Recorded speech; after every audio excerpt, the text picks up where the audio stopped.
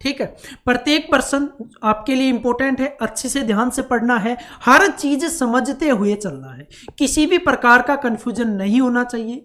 तो शुरुआत करते हैं इस क्लास को और पहला क्वेश्चन देखते हैं जो कि आपके सामने है। देखिए क्या है कि भारत की पहली पंचवर्षीय योजना रिक्त स्थान में शुरू की गई थी। लगभग इसके बारे में आप सभी को पता होगा, लेकिन इस प्रश्न के साथ जो भी चीजें हैं वो आपको पता होनी चाहिए कि एग्जामिनर जो है वो किसी भी प्रकार से प्रश्न पूछ सकता है, और आपको भी ये पता है कि जो पंचवर्षीय योजनाओं वाला टॉपिक है वो बहुत ज्यादा इंपॉर्टेंट है।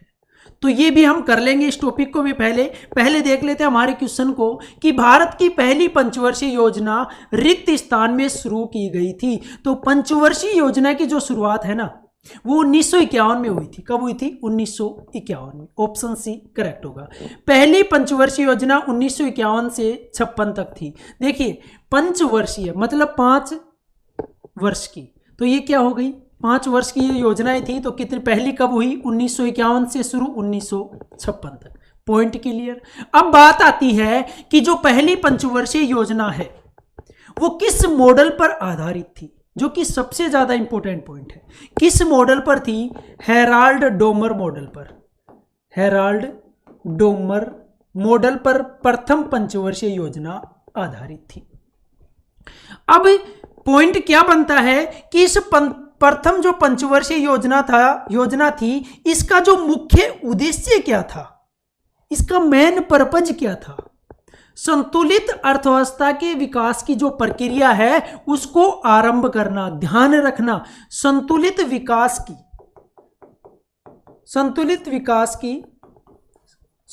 अर्थव्यवस्था की जो विकास की प्रक्रिया है, संतुलित अर्थव्यवस्था के विकास की जो प्रक्रिया है उसको प्रारंभ करना। साथ ही ध्यान रखना कि इस पंचवर्षीय योजना में कृषि क्षेत्र को उच्च प्राथमिकता दी गई थी। किसको ज्यादा प्राथमिकता दी गई? कृषि क्षेत्र को प्राथमिकता ज्यादा दी गई। इसी के साथ 2 पॉइंट और हैं, ध्यान रखना। प्रथम पंचवर्षीय योजना में सीडीपी कार्यक्रम या फिर बोल सकते हैं सामुदायिक विकास कार्यक्रम शुरू किया गया, और ये डेट आपको पता होनी चाहिए। 2 अक्टूबर 1952 को सीडीपी सामुदायिक विकास कार्यक्रम की शुरुआत हुई। प्रश्न किस प्रकार से बन सकता है कि सामुदायिक विकास कार्यक्रम की जो शुरुआत है वो किस पंचवर्षीय योजना के दौरान हुई थी? ठीक है। दूसरा है एक राष्ट्रीय प्रसार सेवा। कौन सी? राष्ट्रीय प्रसार सेवा। इसकी शुरुआत भी प्रथम पंचवर्षीय योजना के दौरान हुई, लेकिन आपसे डेट पूछे तो 2 अक्टूबर 1953। ये दोनों आपको जो सेवा है ये याद रखनी है। ये कार्यक्रम सीडीपी सामुदायिक विकास कार्यक्रम की शुरुआत 2 अक्टूबर 1952 को हुई थी, और राष्ट्रीय प्रसार सेवा की जो शुरुआत है वो 2 अक्टूबर 1953 को हुई थी। देखिए जितने भी प्रश्न बन सकते थे प्रथम पंचवर्षीय योजना से संबंधित वो सभी मैंने आपके सामने रखे हैं। अब इस प्रथम पंचवर्षीय योजना से संबंधित कोई भी आपका डाउट नहीं रहना चाहिए। पहला पॉइंट आता है कि इसका कार्यकाल क्या था या फिर ये कब से कब तक थी प्रथम पंचवर्षीय योजना। 1951 से 56। एक बार फिर से समझ लीजिए किस मॉडल पर आधारित है? हेराल्ड डोमर मॉडल पर। इसका उद्देश्य क्या था? संतुलित अर्थव्यवस्था के विकास की प्रक्रिया को प्रारंभ करना। इसमें किस क्षेत्र को ज्यादा प्राथमिकता दी गई? कृषि क्षेत्र को। इसमें 2 कार्यक्रम शुरू हुए थे, एक सामुदायिक विकास कार्यक्रम, साथ में दूसरा था बच्चों राष्ट्रीय प्रसार सेवा। दोनों का समय आपको पता होना चाहिए। सीडीपी जो है ना वो 2 अक्टूबर 1952 को शुरू हुई थी, और राष्ट्रीय प्रसार सेवा 2 अक्टूबर 1953 को शुरू हुई थी। और दोनों के बारे में यह भी ध्यान रखना कि जो दोनों कार्यक्रम हैं ये प्रथम पंचवर्षीय योजना के दौरान शुरू किए गए थे। आ गई बात समझ में? अब इससे संबंधित यदि कोई प्रश्न बनता है तो आप उसको बहुत अच्छे तरीके से आंसर कर सकते हो, कोई भी आपका डाउट नहीं रहेगा। चले अगला देखिए प्रश्न। अगला आपका प्रश्न है कि महात्मा गांधी राष्ट्रीय ग्रामीण रोजगार गारंटी अधिनियम किस वर्ष में पारित किया गया। देखिए इसको हमने कल भी पढ़ा था, जिसमें हमने क्या देखा था कि जो मनरेगा है, महात्मा गांधी राष्ट्रीय ग्रामीण रोजगार गारंटी योजना जो थी उसकी शुरुआत कब हुई थी ये हमने पढ़ा था। लेकिन यहां पर अधिनियम के बारे में बात कर रहा है कि अधिनियम किस वर्ष में पारित हुआ था। तो प्रश्न को ध्यान से देखना है, ये नहीं है कि जो पढ़ा है कि शुरुआत कब हुई कहां से हुई वो सीधा कर दिया कि हाँ यहां अब से शुरुआत हुई थी। यहां पर प्रश्न में पूछा क्या है, तो वो पूछ रहा है बच्चों कि अधिनियम किस वर्ष पारित किया गया था। तो किस वर्ष हुआ था, 2005 में। ऑप्शन सी यहां पर क्या होगा, करेक्ट होगा। देखिए अब बात करते हैं, चलो अधिनियम के बारे में तो हमें पता चल गया, अब बात करते हैं हम इसकी शुरुआत कब हुई। वो हुई थी 2 फरवरी 2006 को। 2 फरवरी 2006 को उस समय प्रधानमंत्री थे डॉक्टर मनमोहन सिंह। उन्होंने आंध्र प्रदेश का एक जिला है अनंतपुर, कौन सा है, अनंतपुर। उस अनंतपुर जिले के बदनापल्ली गांव से, किस गांव से, बदनापल्ली गांव से नरेगा की शुरुआत की थी। ठीक है, ये पॉइंट आपको ध्यान रखना है नरेगा से संबंधित। अभी तक हम बात कर रहे थे नरेगा की, उसमें क्या पढ़ा कि 2 फरवरी 2006 को शुरुआत हुई। तत्कालीन उस समय जो प्रधानमंत्री थे डॉक्टर मनमोहन सिंह, उन्होंने आंध्र प्रदेश के अनंतपुर जिले के बदनापल्ली गांव से इसकी शुरुआत की थी। लेकिन आपके सामने फिलहाल दिख रहा होगा मनरेगा, महात्मा गांधी। तो देखिए ये जो एमजी इसमें ऐड किया गया था ना, कहने का मतलब महात्मा गांधी का जो नरेगा में नाम ऐड किया गया वो कब किया गया, 2 अक्टूबर 2009 को। ये भी ध्यान रखना है, इंपॉर्टेंट है। सिर्फ ये 2 डेट याद रखनी है। नरेगा की शुरुआत कब हुई, अधिनियम तो आपको पता ही है 2005 में अधिनियम पारित हुआ था। शुरुआत 2 फरवरी 2006 को हुई। कहां से हुई, किस राज्य से, किस राज्य के कौन से जिले से, गांव भी पूछे तो भी आपको बताना है। ठीक है, और यहां पर मनरेगा नाम कब हुआ ये भी आपको ध्यान रखना है। चलिए अगला प्रश्न देखिए अब हमारा, राज्यपाल के बारे में निम्नलिखित में से कौन सा कथन सही नहीं है। इनमें आपके सामने 4 ऑप्शन हैं, ध्यान से पढ़ना प्रत्येक ऑप्शन को, तभी आंसर कर पाओगे। और इसमें क्या पूछा है ये भी देख लेना कि कथन सही नहीं है, किससे संबंधित, राज्यपाल से संबंधित। तो पहला कथन क्या है कि वह मुख्यमंत्री और अन्य मंत्रियों की नियुक्ति करता है। बोलो करता है या नहीं करता है। ठीक है, पहला ऑप्शन हमारा सही है। पूछ रहा है सही नहीं है, दूसरा छोड़ दीजिए। तीसरा देखिए, राज्य की कार्यपालिका शक्ति राज्यपाल में निहित है, यह भी सही है। जिस प्रकार से केंद्र की जो कार्यपालिका शक्ति है, संवैधानिक प्रमुख जो होता है वो राष्ट्रपति होता है, उसी प्रकार की राज्य का जो प्रमुख होता है संवैधानिक प्रमुख, या फिर राज्य की जो कार्यपालिका शक्ति है वो किस में निहित होती है, राज्यपाल। इसके बाद ऑप्शन डी है कि वह कतिपय परिस्थितियों में अध्यादेश जारी कर सकता है। जी हां, कर सकता है। कब, जब विधानमंडल 70 में नहीं हो तब राज्यपाल अध्यादेश जारी कर सकता है। लेकिन आपके सामने ऑप्शन बी भी दिया गया है, जिसको आप पढ़कर थोड़ा कंफ्यूज हो सकते हो, लेकिन आंसर हमारा बी है। क्या कह रहा है ये देखिए, उसके पास किसी व्यक्ति के मृत्युदंड को क्षमा प्रदान करने, परिविलंबन करने या माफ करने की शक्ति होती है। किसके पास, राज्य के पास। देखिए ये राष्ट्रपति के पास भी शक्ति होती है, वो ध्यान रखना आर्टिकल 72 के तहत। किसके तहत, आर्टिकल 72 के तहत राष्ट्रपति के पास क्षमादान की शक्ति होती है। लेकिन राज्यपाल और राष्ट्रपति के बीच में जो शक्ति है ना क्षमादान की, उसमें थोड़ा सा अंतर है, और उसी अंतर से आपको यहां पर प्रश्न बना के दे दिया गया है। राष्ट्रपति के पास क्या होता है कि जो समाधान की शक्ति है, मृत्युदंड है ना, वो उसको माफ कर सकता है, रोक सकता है, उस पर रोक लगा सकता है, माफ कर सकता है। दूसरा, एक जो सैनिक मामले हैं जिनमें कोर्ट मार्शल बोला जाता है, उस कोर्ट मार्शल को भी राष्ट्रपति के पास पावर है आर्टिकल 72 के तहत कि वो उसको क्षमा कर सकता है। लेकिन इन 2 मामलों में राज्यपाल के पास ऐसा कोई अधिकार नहीं है कि वो मृत्युदंड को माफ कर सकता है। मृत्युदंड को माफ नहीं कर सकता, हाँ उसका रूप बदल सकता है। कम कर दूसरे कठोर कारावास में चेंज करवा सकता है, लेकिन उस क्षमा नहीं दे सकता मृत्युदंड भी। तो यहां पर हमारा ऑप्शन होगा ऑप्शन बी करेक्ट है। ध्यान रखना, राष्ट्रपति के पास क्षमादान की शक्ति और राज्यपाल के पास जो क्षमादान की शक्ति है उनमें थोड़ा सा डिफरेंस है, और वो डिफरेंस आपको पता होना चाहिए। आशा है कि आपको अच्छे से समझ में आ गया होगा। ध्यान से सुनना, प्रत्येक चीज आपकी क्लियर होने वाली है, टेंशन लेने की कोई भी जरूरत नहीं है। देखिए, बात कर रहे थे राज्यपाल के बारे में, तो राज्यपाल की जो नियुक्ति है वो आर्टिकल 155 के तहत कौन करता है? राष्ट्रपति करता है। कौन करता है? राष्ट्रपति। ये भी आपको ध्यान रखना है। और यहां पर आपके सामने भी दिया गया है कि ऑप्शन ए है कि जो राज्यपाल है ना वो मुख्यमंत्री की नियुक्ति करता है, साथ ही अन्य मंत्रियों की नियुक्ति करता है मुख्यमंत्री की सलाह पर। किसकी सलाह पर? मुख्यमंत्री की सलाह पर अन्य मंत्रियों की नियुक्ति करता है।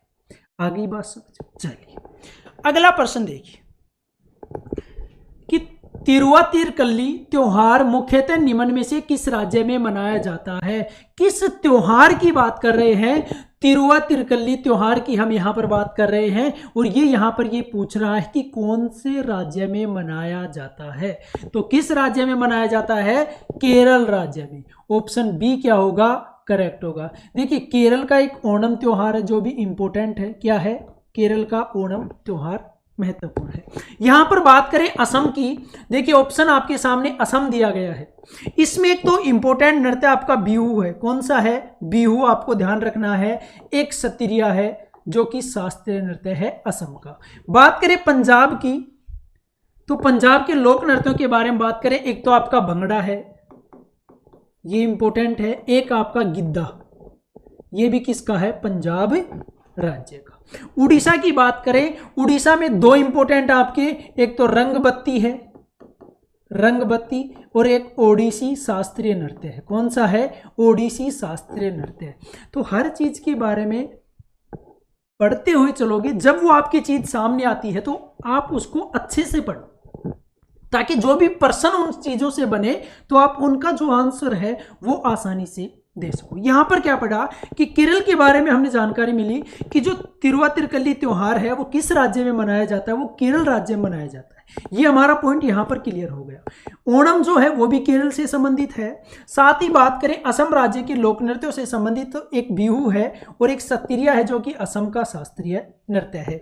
जो कि यहां पर एक बात याद रख सकते हो आप, जतिन गोस्वामी आपने सुना होगा नाम, ये प्रश्न मैंने करवाया हुआ भी है।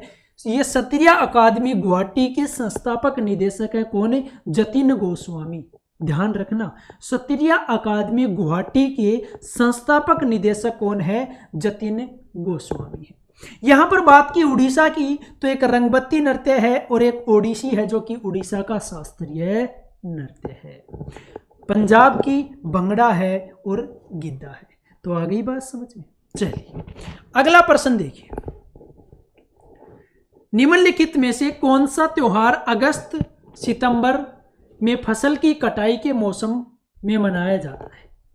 इनमें से ऐसा कौन सा त्योहार है? आपके सामने 4 ऑप्शन हैं और इनमें से एक ऐसा त्योहार है जो अगस्त और सितंबर के महीने में फसल कटाई के मौसम में मनाया जाता है। तो ध्यान रखना, फसल कटाई से संबंधित कौन सा त्योहार है? यहाँ पर आपका ओणम है। कौन सा है? ओणम। ऑप्शन डी करेक्ट होगा। ओणम कहाँ पर? केरल में। कहाँ पर? केरल में। ओणम के अवसर पर वहां पर एक बाघ नृत्य किया जाता है। क्या किया जाता है? बाघ नृत्य किया जाता है ओणम के अवसर। ये परंपरा है वहां की कि ओणम जब होता है ना तो उस समय एक बाघ नृत्य किया जाता है। वैसाखी, देखिए बिहू की बात करें, बिहू आपका असम का है। एक पोंगल जो त्योहार है वो किस राज्य में मनाया जाता है? तमिलनाडु में। तमिलनाडु। पोंगल त्योहार किस राज्य में मनाया जाता है? तमिलनाडु राज्य में मनाया जाता है। ओणम की हमने बात कर ली, केरल राज्य में। देखिए केरल से संबंधित यदि हम बात करें तो शास्त्रीय नृत्य इंपॉर्टेंट है। एक कथकली है और एक है मोहिनीअट्टम। कौन सा है? मोहिनी अट्टम। बहुत बार मैं बता चुका हूँ आपको, ये अच्छे से आपको पता होना चाहिए। जो केरल के शास्त्रीय नृत्य हैं, एक कथकली है, एक मोहिनी अट्टम है। अच्छे से इनको दिमाग में बैठा लीजिए। कथकली जो है ना, वो भगवान कृष्ण से संबंधित है। ये मैं क्यों बता रहा हूँ? क्योंकि यहाँ से एग्जाम में प्रश्न पूछा जा चुका है, इसीलिए ये इंपॉर्टेंट हो जाता है। और मोहिनी अट्टम जो है ना, वो भगवान विष्णु से संबंधित है। ये सब चीजें क्लियर होनी चाहिए। आ गई बात समझ? चलिए अगला प्रश्न देखिए। रिक्त स्थान को प्रकृति की एक कार्यात्मक इकाई के रूप में देखा जा सकता है। ध्यान से पढ़ना इस प्रश्न को। प्रश्न की जो लाइन है वो थोड़ी बड़ी है, लेकिन वैसे कोई सोचने समझने वाली बात है नहीं कि कंफ्यूज करेगा प्रश्न। सीधी सी आसान भाषा में यहाँ पर प्रश्न को पूछा गया है कि रिक्त स्थान को प्रकृति की एक कार्यात्मक इकाई के रूप में देखा जा सकता है, ठीक है, जहां जीवित जीव आपस में और आसपास के भौतिक वातावरण के साथ भी अंतःक्रिया करते हैं। किसके बारे में बात कर रहा है? यहां पर ऑप्शन देखिए, ब्रह्मांड के बारे में बात कर रहा है, झुंड के बारे में, परिवार के बारे में, या फिर पारिस्थितिकी तंत्र के बारे में यहां पर बात कर रहा है। तो प्रकृति की क्या है? एक कार्यात्मक इकाई के रूप में देख सकते हैं। तो सीधा सा हमारा डाउट जाता है कि पारिस्थितिकी तंत्र होगा। ऑप्शन बी क्या होगा? करेक्ट होगा। ठीक है, यहां पर एक शब्द आता है पारितंत्र। कौन सा? पारितंत्र। इस पारितंत्र का जो सबसे पहले प्रयोग किया गया था वो 1935 में किया था। किसने किया था? एजी टेंसले ने। किसने किया था? एजी टेंसले ने। ये ध्यान रखना, पारितंत्र शब्द का सर्वप्रथम प्रयोग किसने किया था? एजी टेंसले ने किया था। कब? 1935 में किया था। ये पता होना चाहिए, ठीक है। इसके साथ बात करें कि जो पारिस्थितिकी तंत्र है, इसके दो महत्वपूर्ण घटक है, और दोनों महत्वपूर्ण घटक ध्यान रखने हैं। पहला है जैविक घटक। कौन सा है? जैविक घटक। और दूसरा घटक है अजैविक घटक। ये दोनों पता होने चाहिए। पारिस्थितिकी तंत्र के दो घटक हैं, जैविक घटक और अजैविक घटक, ठीक है। साथ ही बात करें कि जो पारिस्थितिकी तंत्र है उसकी जो मुख्य संचालन ऊर्जा है, मुख्य संचालन ऊर्जा कौन सी है? सौर ऊर्जा है। कौन सी है? सौर ऊर्जा। ये भी ध्यान रखना इंपॉर्टेंट है। पारिस्थितिकी तंत्र की जो मुख्य संचालन ऊर्जा है वो कौन सी है? सौर ऊर्जा है, ठीक है। किसके बारे में बात कर रहे थे? पारिस्थितिकी तंत्र के बारे में बात कर रहे थे कि पारितंत्र शब्द का जो सर्वप्रथम प्रयोग है वो एजी टेंसले ने 1935 में किया था। पारिस्थितिकी तंत्र के दो महत्वपूर्ण घटक है, जैविक घटक और अजैविक घटक। साथ ही मुख्य संचालन जो ऊर्जा है पारिस्थितिकी तंत्र की वो आपकी सौर ऊर्जा है। कौन सी है? सौर ऊर्जा, ठीक है। चलिए अगला प्रश्न देखिए।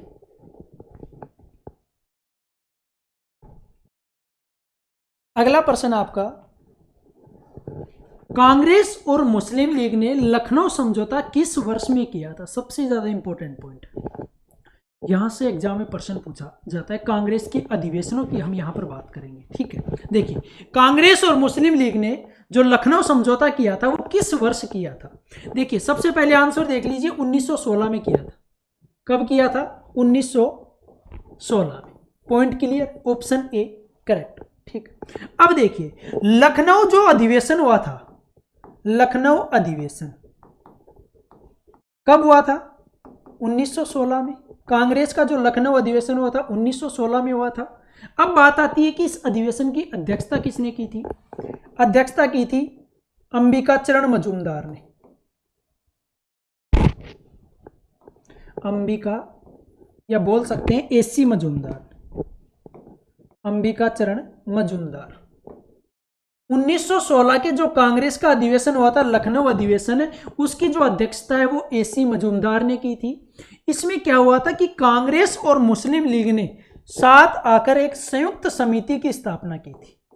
संयुक्त समिति की स्थापना की थी। ध्यान रखना, इसी वजह से इंपॉर्टेंट हो जाता है। और इस अधिवेशन का जो अध्यक्षता किसने की, ये भी इंपॉर्टेंट हो जाता है। लखनऊ समझौता, या बोल सकते हैं लखनऊ अधिवेशन, जो 1916 में हुआ था, जिसकी अध्यक्षता अंबिका चरण मजूमदार ने की थी, जिसमें कांग्रेस और मुस्लिम लीग ने एक संयुक्त समिति की स्थापना की थी। और ध्यान रखना कि कांग्रेस और मुस्लिम लीग के मध्य जो समझौता है वो बीजी तिलक ने करवाया था, या बोल सकते हैं बाल गंगाधर तिलक के द्वारा वो समझौता हुआ था। ठीक है, 1916 का क्लियर हो गया। लेकिन बात जब 1916 की करते हैं तो एक और अधिवेशन आपके सामने दिमाग में आता है 1907 का। क्या नाम है? सूरत अधिवेशन। सूरत अधिवेशन। इसमें ऐसा क्या हुआ था कि ये इंपॉर्टेंट है? हुआ था कुछ ऐसा जो कि हमारे लिए इंपॉर्टेंट, हमारे एग्जाम के लिए इंपॉर्टेंट है। 1907 का सूरत अधिवेशन, जिसकी अध्यक्षता की थी डॉक्टर रास बिहारी घोष ने। रास बिहारी घोष ने। देखिए बच्चों, समझना इसको अच्छे से, दोनों एक दूसरे से मिले हुए हैं, 1916 का अधिवेशन और 1907 का। यहां पर क्या हुआ कि जो कांग्रेस है ना वो दो गुटों में बट गई। वो दो गुट कौन कौन से हैं? एक तो आपका नरम दल था, जिनको उदारवादी भी बोला जाता है। क्या बोला जाता है? उदारवादी भी बोला जाता है। दूसरे थे गरम दल, जिनको उग्रवादी भी बोला जाता है। क्या बोला जाता है? उग्रवादी भी कहा जाता है। यहां पर दो अधिवेशनों के बारे में हमने चर्चा की और दोनों अधिवेशन आपके लिए इंपॉर्टेंट है। पहले बात करें 1907 के सूरत अधिवेशन की, जिसमें क्या हुआ कि नरम दल और गरम दल, दो दलों में कांग्रेस का विभाजन हो गया, या फिर कांग्रेस यहां पर बट गई। नरम दल को उदारवादी बोला जाता है और गरम दल को उग्रवादी कहा जाता है। मतलब ये गरम दिमाग के थे। ठीक है, इनको ये था कि तोड़ो फोड़ो और काम सुलटाओ, अंग्रेजों को यहां से भगाओ। लेकिन नरम दल के लोग थे ना, वो बातचीत से अपना समस्या को हल करने का प्रयास करते थे। और यहां पर जो अधिवेशन हुआ था सूरत अधिवेशन, उसकी जो अध्यक्षता थी वो डॉक्टर रास बिहारी घोष के द्वारा की गई थी। इसी के साथ बात आती है 1916 के लखनऊ अधिवेशन की, जहां पर अध्यक्षता की थी एसी मजूमदार ने, अंबिका चरण मजूमदार। ये क्यों इंपॉर्टेंट है? क्योंकि यहां पर जो कांग्रेस और मुस्लिम लीग के बीच जो झगड़ा चल रहा था उसको सुलह को समझाया गया, उन दोनों के बीच समझौता करवाया गया। और वो समझौता किसने करवाया? बाल गंगाधर तिलक के द्वारा इन दोनों के मध्य समझौता किया। और इसी अधिवेशन में कांग्रेस और मुस्लिम लीग ने मिलकर एक संयुक्त समिति की स्थापना की थी। इसी वजह से ये आपके लिए इंपॉर्टेंट हो जाता है। आ गई बात समझ? चलिए अगला प्रश्न देखिए। हरित क्रांति मुख्य रूप से रिक्त स्थान पर निर्भर है। हरित क्रांति है ना, वो मुख्य रूप से किस पर निर्भर है? तो इसमें आपका ऑप्शन होगा A, high yield variety program. Option A क्या होगा? करेक्ट होगा। देखिए बात करें हरित क्रांति की, तो हरित क्रांति की जो भारत में शुरुआत हुई थी ना, ये सबसे ज़्यादा इंपॉर्टेंट है। क्यों? क्योंकि शुरुआत हुई थी 1966 में। लेकिन प्रश्न किस प्रकार से बन सकता है कि भारत में हरित क्रांति की शुरुआत कौन सी पंचवर्षीय योजना के दौरान हुई थी, ये आपको पता होना चाहिए। तो कौन सी पंचवर्षीय योजना के दौरान? तीसरी पंचवर्षीय योजना के दौरान भारत में हरित क्रांति की शुरुआत हुई थी। कौन सी फसल से, या बोल सकते हैं कि हरित क्रांति में सबसे लाभान्वित फसल कौन सी थी? गेहूं। शुरुआत भी गेहूं से हुई थी हरित क्रांति की। कब? भारत में 1966 में। किस पंचवर्षीय योजना के दौरान? तृतीय पंचवर्षीय योजना के दौरान। बात करें फसल की तो वो है इंपॉर्टेंट है आपकी गेहूं। यहां तक क्लियर? अब देखिए, नॉर्मन बोरलॉग के बारे में आपने सुना होगा, विश्व में हरित क्रांति के जनक हैं। और भारत में जो है ना वो डॉक्टर एमएस स्वामीनाथन है। कौन है? एमएस स्वामीनाथन। ये दो पॉइंट भी आपके क्लियर होने चाहिए। ये मैं आपको बता भी चुका हूं, फिर से बता रहा हूं, ध्यान रखना कि एमएस स्वामीनाथन भारत में हरित क्रांति के जनक हैं। वर्गीज कुरियन का नाम सुना होगा, जो श्वेत क्रांति के जनक हैं। और विश्व में हरित क्रांति के जो जनक है वो नॉर्मन बोरलॉग है। ठीक है, यहां पर क्या पढ़ा कि भारत में हरित क्रांति की शुरुआत 1966 में हुई थी। पंचवर्षीय योजना के बारे में पूछे कि किस पंचवर्षीय योजना के दौरान हरित क्रांति की शुरुआत हुई, तो आपके सामने लिखा हुआ है तीसरी पंचवर्षीय योजना के दौरान। आ गई बात समझ में? चलिए अगला प्रश्न देखिए। किस भारतीय प्रधानमंत्री के कार्यकाल में भारतीय संविधान में मौलिक कर्तव्यों को शामिल किया गया? अब मौलिक कर्तव्यों के बारे में किसी भी प्रकार से प्रश्न बन सकता है। यहां पर पूछ लिया कि जब मौलिक कर्तव्यों को शामिल किया गया हमारे भारतीय संविधान में, उस समय प्रधानमंत्री कौन था? तो कौन था? Indira Gandhi. Option D correct होगा। देखिए मौलिक कर्तव्यों के बारे में यदि हम बात करें, इसके बारे में बहुत बार हम इसके बारे में बात कर चुके हैं, देख लीजिए फिर से, ये ऐड किए गए थे 42वें संविधान संशोधन 1976 के द्वारा। समिति की बात करें तो श्रवण सिंह समिति, लास्ट टाइम बता रहा हूं, इसको क्लियर कर लेना अच्छे से, कोई भी पॉइंट रहना नहीं चाहिए। श्रवण सिंह समिति की सिफारिश पर श्रवण सिंह समिति ने 8 मौलिक अधिकार सुझाए थे, लेकिन सरकार ने जोड़े थे 10 और वर्तमान में 11 है। तो 10 से 11 कैसे पहुंचा, वो एक संविधान संशोधन हुआ था, उसके बारे में भी यहाँ पर बात करेंगे। कहाँ से लिए गए, पूर्व सोवियत संघ से ये लिए गए, या बोल सकते हैं रूस से लिए गए। ठीक है, पूर्व सोवियत संघ से। यहां तक पॉइंट क्लियर। कितने थे, 10 ऐड किए गए, एक बाद में ऐड किया गया, वर्तमान में 11 है। तो 11वां जो है ना वो किया गया 86वें संविधान संशोधन 2002 के द्वारा। अब ध्यान ये रखना है कि जो 11वां है वो आपके लिए इंपॉर्टेंट हो जाता है, क्योंकि ये संविधान संशोधन के द्वारा जोड़ा गया एक मौलिक कर्तव्य। और ये क्यों इंपॉर्टेंट हो जाता है, क्योंकि है क्या इसमें 11वें में, तो इसमें आपका 6 से 14 वर्ष तक के बच्चों को निःशुल्क और अनिवार्य शिक्षा प्रदान करना। कितनी उम्र से कितनी उम्र, 6 से 14 उम्र के बच्चों को। एक बार तो प्रश्न इस प्रकार से भी पूछा गया है कि 6 से कितनी उम्र तक के बच्चों को निःशुल्क अनिवार्य शिक्षा प्रदान करने का मौलिक कर्तव्य संविधान में ऐड किया गया। तो वो कौन सा है, 6 से 14 वर्ष, ये आपको पता होना चाहिए। Point clear. आर्टिकल भाग की बात करें 4 क में, और आर्टिकल है आपका 51 का, ये भी ध्यान रखना। संविधान के भाग 4 के क में अनुच्छेद की बात करें तो 51 क है। ठीक है, न्यायालय में परिवर्तनीय जी नहीं, आप इनको लेकर न्यायालय में नहीं जा सकते। ठीक है, पॉइंट क्लियर, आ गई बात समझ में। चलिए अगला प्रश्न देखिए। मैगस्थनीज के अनुसार चंद्रगुप्त के रक्षक शाही जुलूसों के दौरान सोने और चांदी से सजाए गए रिक्त स्थानों की सवारी करते थे। किसके अनुसार, मैगस्थनीज के अनुसार। मैगस्थनीज ने देखिए एक पुस्तक लिखी थी जिसका नाम था इंडिका।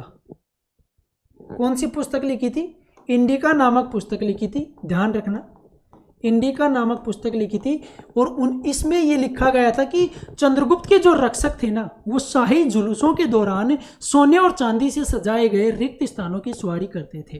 तो किसकी सवारी करते थे, हाथियों की सवारी करते थे। ऑप्शन बी करेक्ट होगा। देखिए चंद्रगुप्त के बारे में यदि हम बात करें तो चंद्रगुप्त ने यूनानी शासक था कौन, सेल्यूकस निकेटर, उसको पराजित किया था। यूनानी शासक था सेल्यूकस निकेटर, उसको पराजित किया था चंद्रगुप्त ने। इससे संबंधित 2 पॉइंट और हैं, वो ध्यान रखना कि यूनानी शासक सेल्यूकस निकेटर को पराजित किया किसने, चंद्रगुप्त ने। लेकिन यहां पर चंद्रगुप्त ने 500 हाथी उपहार में दिए थे। किसको, सेल्यूकस निकेटर को 500 हाथी उपहार में दिए। और सेल्यूकस निकेटर ने क्या किया कि काबुल, कंधार, हेरात, ध्यान रखना है चारों प्रांत, और एक मकरान, काबुल, कंधार, हेरात और मकरान 4 प्रांत दिए थे किसको, चंद्रगुप्त को। ठीक है, अब यहां पर बात क्या करें कि चंद्रगुप्त की शादी जो है ना वो सेल्यूकस की पुत्री थी एक हेलेना, उससे की गई, यह विवाह किया गया। तो सेल्यूकस निकेटर ने अपनी पुत्री का विवाह जो चंद्रगुप्त के साथ किया गया, और पुत्री का नाम आपको ध्यान रखना है, क्या नाम था, हेलेना नाम था। क्या था, हेलेना। तो यहां पर आपको क्या सीखने को मिला, क्या कुछ जानकारी प्राप्त हुई इस प्रश्न के माध्यम से। प्रश्न सीधा सा था कि वो सोने और चांदी से सजाए गए हाथियों की सवारी करते थे। देखिए सबसे पहले पॉइंट क्लियर हुआ हमारा कि मैगस्थनीज के द्वारा लिखी गई एक पुस्तक थी जिसका नाम था इंडिका। Point clear. उसके बाद बात आई कि यूनानी शासक सेल्यूकस निकेटर था जिसको पराजित किया था किसने, चंद्रगुप्त ने पराजित किया था। ठीक है, इसके बाद कि काबुल, कंधार, हेरात और मकरान 4 प्रांत थे जो सेल्यूकस निकेटर ने किसको प्रदान किए, चंद्रगुप्त को प्रदान किए। और चंद्रगुप्त ने 500 हाथी उपहार में दिए थे किसको, सेल्यूकस निकेटर को।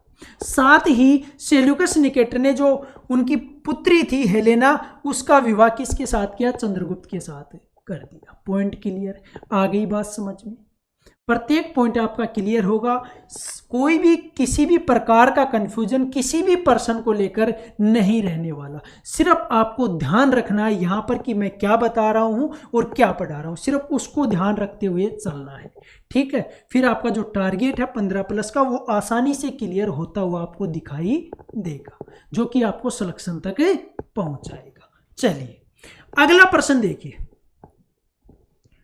अगला प्रश्न आपका बीसीसीआई का पूर्ण रूप क्या है। जो भी ये शॉर्ट फॉर्म है इनसे पूर्ण रूप जो हमेशा आपके सामने पूछा जाता है, तो यहां पर एक रखा गया है बीसीसीआई।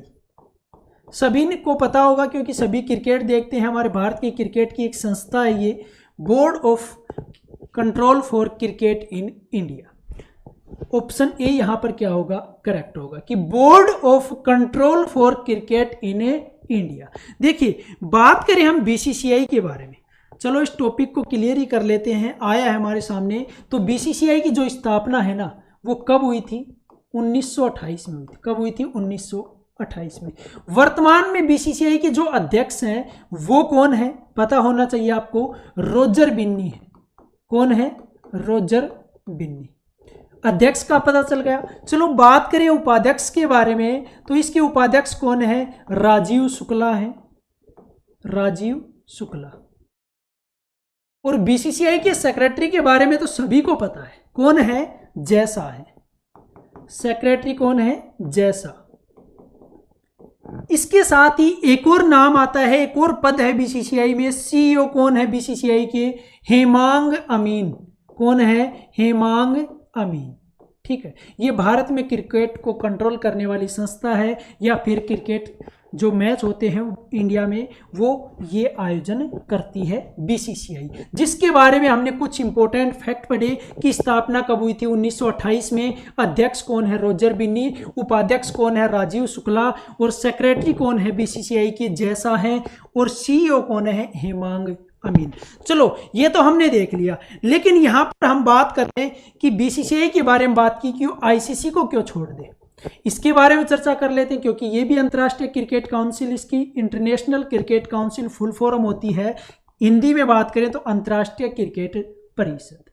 ठीक है, अब बात करें कि इसकी स्थापना कब हुई थी। इसकी स्थापना हुई थी 1909 में। कब हुई थी, 1909 में।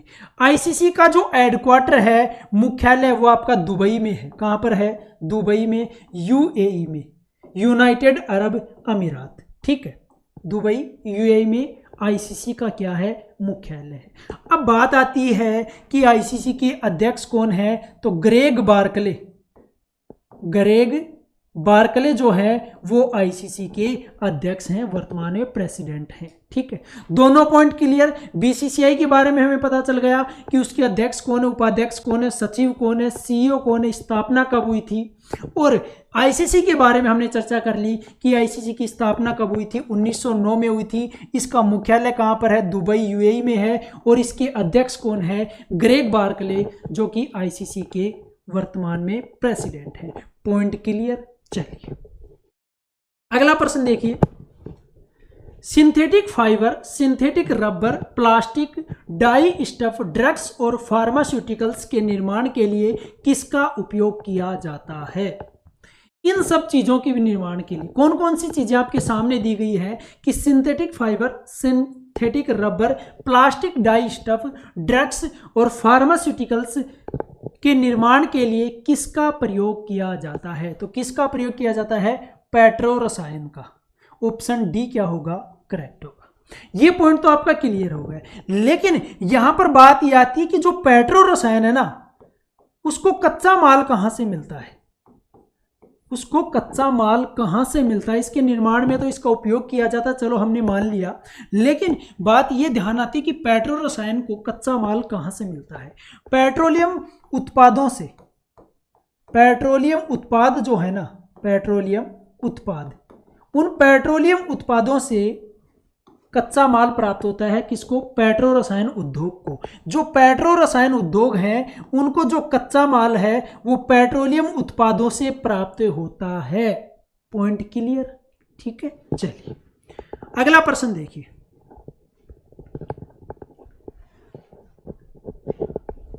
अगला प्रश्न हमारा कि नगद आरक्षित अनुपात के अलावा बैंकों को अल्पावधि में नगद रूप में कुछ रिजर्व रखने की भी आवश्यकता होती है, जिसे कहा जाता है।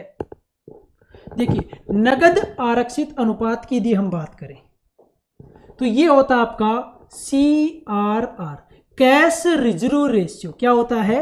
Cash reserve ratio. Cash reserve ratio का मतलब क्या होता है, मैंने बताया था जब एक प्रश्न करवाया था इसके बारे में, कि वाणिज्य बैंकों को आरबीआई के पास कुछ प्रतिशत, जो आरबीआई निर्धारित करता है कि इतना प्रतिशत होगा, वो बैंक के पास, आरबीआई के पास नगद स्वरूप में रखना पड़ता है। कैश रिजर्व रेशियो होता है नगद आरक्षित अनुपात। अब देखिए प्रश्न क्या पूछा है कि बैंकों को अल्पावधि में नगद रूप में कुछ रिजर्व रखने की आवश्यकता होती है, जिसको क्या कहा जाता है? वैधानिक तरलता अनुपात। ऑप्शन सी करेक्ट होगा, जिसको बोला जाता है SLR। क्या बोला जाता है? SLR। आगे बात समझ में? SLR और CRR के बारे में आपको पता चला। SLR होता है वैधानिक तरलता अनुपात और CRR होता है कैश रिजर्व रेशियो अर्थात नगद आरक्षित अनुपात। ठीक है, चलिए अगला प्रश्न देखिए।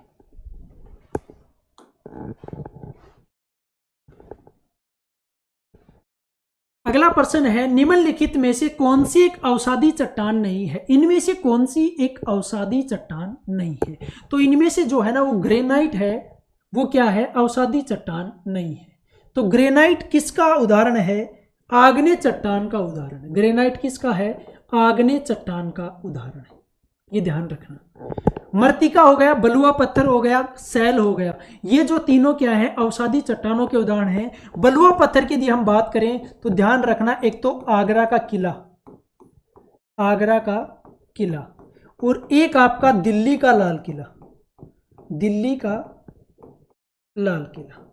इन दोनों का जो निर्माण है ना वो बलुआ पत्थर से हुआ है, बलुआ पत्थर से हुआ है। और बलुआ पत्थर क्या है? एक अवसादी चट्टान है। क्या है? एक अवसादी चट्टान। ध्यान रखना, आगरा का किला और दिल्ली का लाल किला बलुआ पत्थर नामक अवसादी चट्टान से इनका निर्माण हुआ है। और ग्रेनाइट जो है ना वो किसका उदाहरण है? आग्नेय चट्टान का उदाहरण है। चलिए अगला प्रश्न देखिए। पवनों का देश कहे जाने वाले देश की पहचान कीजिए। पवनों का देश, कौन से देश को बोला जाता है? ये हमें ध्यान बताना है। हमारा ऑप्शन इनमें से कौन सा सही होगा? तो सबसे पहले देखिए, पवनों के देश को जो है वो किसको जाना जाता है? डेनमार्क को जाना जाता है। किसको जाना जाता है? डेनमार्क को पवनों के देश के रूप में जाना जाता है। यहां पर बात करें हम मोतियों का द्वीप, मोतियों का द्वीप, तो किसको जाना जाता है? बहरीन को। बहरीन, मोतियों का द्वीप जो है वो बहरीन को जाना जाता है। और विश्व की जन्नत के नाम से किसको जाना जाता है? विश्व की जन्नत के नाम से पेरिस को जाना जाता है। किसको? पेरिस को। मोतियों के द्वीप के नाम से बहरीन और विश्व की जन्नत के नाम से पेरिस को जाना जाता है। साथ ही एक और ध्यान रखना, लिली का देश, लिली का देश किसको जाना जाता है? कनाडा को। किसको? कनाडा को। ये भी आपको पता होना चाहिए कि जो मोतियों का द्वीप है वो बहरीन को जाना जाता है, विश्व की जन्नत के रूप में या नाम के रूप में पेरिस को जाना जाता है, और लिली का देश जो है वो कनाडा को जाना जाता है। साथ ही हमारा प्रश्न क्या था कि पवनों के देश के रूप में कौन से देश को पहचाना जाता है? वो आपका डेनमार्क है। कौन सा है? डेनमार्क। Clear point. चलिए अगला प्रश्न देखिए। कालबेलिया किस भारतीय राज्य का प्रसिद्ध लोक नृत्य है? जो कालबेलिया है वो कौन से भारतीय राज्य का प्रसिद्ध लोक नृत्य है? तो वो है हमारे राजस्थान का। ऑप्शन डी क्या होगा? करेक्ट। जो कालबेलिया है वो राजस्थान राज्य का प्रसिद्ध लोक नृत्य है। ठीक है, एक और है राजस्थान का, वो भी आपको ध्यान रखना है, घूमर है। और जो कालबेलिया है ना ये सपेरा जाति की महिलाओं के द्वारा किया जाता है। यहां तक पॉइंट क्लियर। अब एक और पॉइंट ध्यान रखना, किससे संबंधित? कालबेलिया नृत्य से। यूनेस्को के द्वारा 2010 में अमूर्त कालबेलिया नृत्य को अमूर्त सांस्कृतिक विरासत की प्रतिनिधि सूची में शामिल किया गया है। किसको? कालबेलिया नृत्य को। यह आपके लिए इंपॉर्टेंट है, कालबेलिया नृत्य। कि कालबेलिया नृत्य को 2010 में यूनेस्को के द्वारा अमूर्त सांस्कृतिक विरासत की प्रतिनिधि सूची में शामिल किया गया है। ये आपका पॉइंट क्लियर। अब चलते हैं यहाँ पर बिहार ऑप्शन आपके बारे में, उसके बारे में बात करें तो बिहार के लोक नृत्य के बारे में पाइका है, एक विदेशिया है, एक बिरहा है। कौन सा है? बिरहा। एक पंवरिया है। ये किसके हैं? बिहार के लोक नृत्य हैं। किसके लोक नृत्य हैं? बिहार के। पाइका हो गया, विदेशिया हो गया, बिरहा हो गया और पंवरिया हो गया। देखिए उड़ीसा के बारे में बात करें तो उड़ीसा का शास्त्रीय नृत्य कौन सा है? एक तो ओडिसी हो गया, साथ में एक लोक नृत्य है रंगबत्ती। कौन सा है? रंगबत्ती। ये दोनों पॉइंट आपको ध्यान रखने हैं। बात की थी हमने कालबेलिया नृत्य से, जो राजस्थान का है, और राजस्थान का एक और है घूमर, जो कि इंपॉर्टेंट है। साथ ही यूनेस्को के द्वारा 2010 में कालबेलिया नृत्य को अमूर्त सांस्कृतिक विरासत की प्रतिनिधि सूची में शामिल किया गया है। बिहार के बारे में बात की तो लोक नृत्य पाइका है, विदेशिया है, बिरहा है और पंवरिया। ये किसके हैं? बिहार के। उड़ीसा का शास्त्रीय नृत्य ओडिसी है। साथ ही दूसरा नृत्य है आपका रंगबत्ती। दूसरा कौन सा है? रंगबत्ती। अगला प्रश्न देखिए, आईसीसी अंडर 19 विश्व कप में अंडर 19 भारतीय क्रिकेट टीम के कोच कौन थे? जो आईसीसी अंडर 19 विश्व कप हुआ था उसमें जो अंडर 19 टीम थी हमारी देश की, भारत की, उसके कोच कौन थे? ऋषिकेश कनितकर। कौन थे?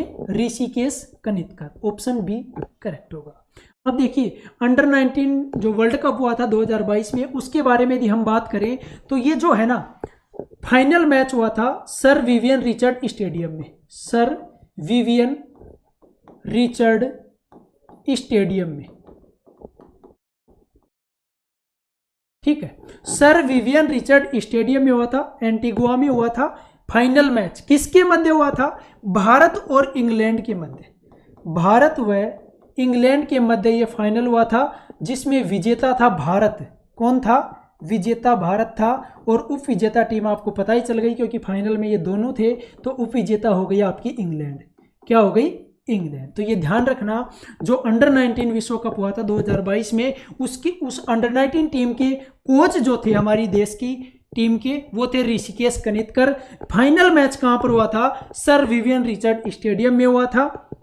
किसके मध्य हुआ था? भारत और इंग्लैंड के मध्य हुआ था, जिसमें विजेता टीम रही थी भारत। हमारा देश जो है वो विजेता रहा था, और उप विजेता टीम थी वो थी इंग्लैंड। तो ये थे हमारे महत्वपूर्ण प्रश्न जो हमने आपके सामने रखे। आशा है कि आपको बहुत अच्छे तरीके से समझ में भी आया होगा, बहुत कुछ सीखने को आपको यहाँ मिला होगा। और इसी प्रकार से हमारी जो क्लासेज हैं वो रेगुलर आती रहेंगी। बहुत कुछ आपको सिखाते हुए चलना है, ताकि आप एग्जाम तक उस तैयारी के लिए अच्छे तरीके से प्रिपेयर हो सको, उस युद्ध के लिए अच्छे तरीके से तैयार हो सको जिसको आप लड़ने जा रहे हो। ठीक है, तो मिलते हैं अगले वीडियो में। धन्यवाद।